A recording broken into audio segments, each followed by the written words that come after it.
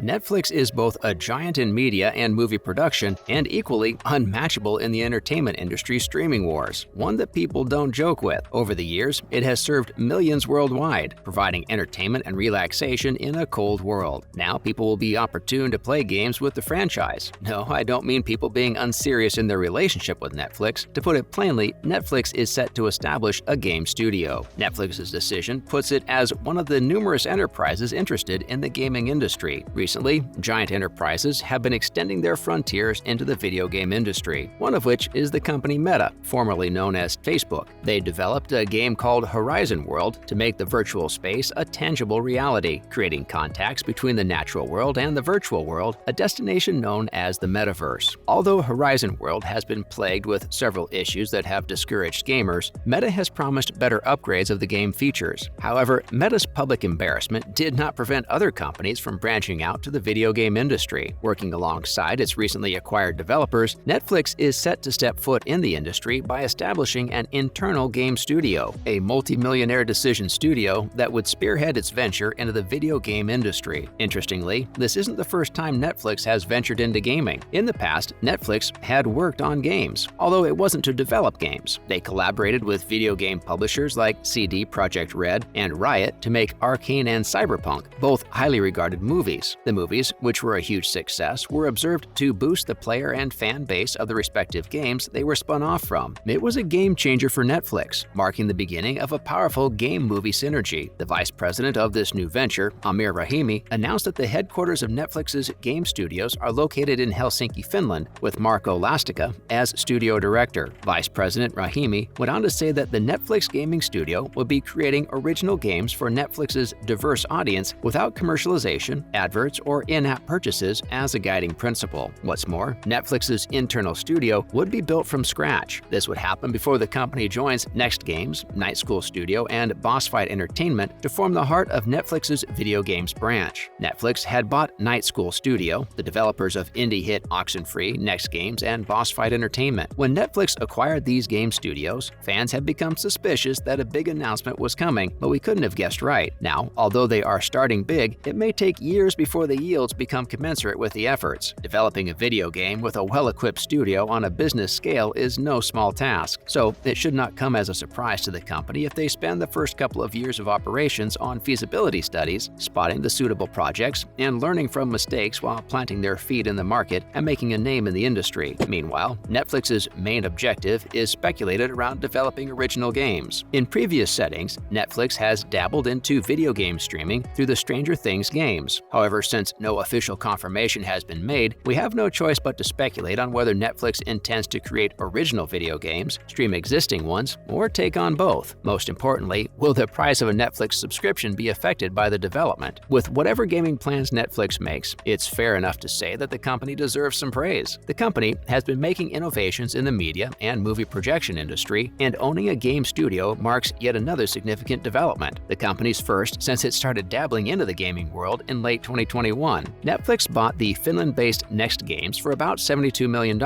Since then, the company has purchased 3 external game studios. In total, Netflix has a cache of 31 mobile games up for download to subscribers, and the company plans to have at least 50 by the end of 2022. However, the subscriber count has been discouraging. The streaming giant's foray into gaming is beginning, so glitches in video game streaming should be acceptable to some extent, but that is not the case with Netflix subscribers. Statistics reveal that less than 1% of Netflix's hundreds of millions of subscribers daily engage with the game. Even though Netflix has refused to pass comments on its games engagement data, it's glaring that the streamer has recently been implementing ways to impress audiences. The company lost a lot of subscribers after the pandemic, prompting the need for a strategy to gain back old subscribers and new ones. Hence, the internal game studio was created as a place for Netflix to develop games alongside its existing subsidiary studios. The company has not been the least discouraged by the turnout. Amir Rahimi, vice president of the game studio, commented, "It's still early days, and we have much work to do to deliver a great games experience on Netflix. Creating a game can take years, so I'm proud to see how we're steadily building the foundation of our games studio in our first year." The company revealed that its games would have no ads and no in-app purchases, giving users a smooth game experience. Furthermore, users can access the games within the Netflix app, and they can also be downloaded as individual apps. Since its inception, Netflix Netflix has focused on customer satisfaction and value addition. At TechCrunch Disrupt, the company's representative explained that the video game studio is a different business model created as an extension of the entertainment and relaxation delivery they envision for customers. This new development will ensure that gamers won't have to buy expensive gadgets to play quality video games. This is to make it a lot easier for people to play games wherever they are with whatever they have. Google and Amazon have also attempted to develop video games that do not require complex systems to operate